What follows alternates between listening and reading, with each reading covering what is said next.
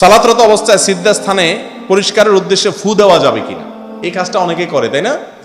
বিশেষ করে পাকা মসজিদে নামাজ পড়লে সিজদার জায়গায় একটু বালু বালু আঁচ হচ্ছে, তো যাওয়ার আগ দিয়ে ফু দিয়া বালু সরায় তারপর সিজদা দেয়, তাই না? এই কাজটা করা মাকরুহ, অপছন্দনীয়, অনুত্তম কাজ, নামাজের সাথে যায় না।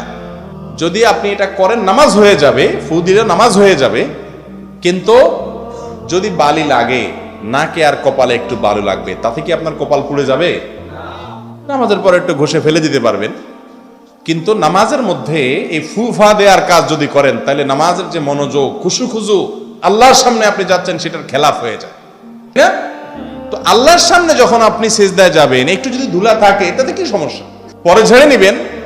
আল্লাহর দরবারে দাঁড়িয়ে আপনি ফুফা দিবেন, এটা সালাতের সাথে যায় না, এটা করবেন না। যদি করেন কাজটা অনুত্তম হলো, কিন্তু এর কারণে নামাজ হবে না, এরকম নামাজ হয়ে যাবে ইনশাআল্লাহ।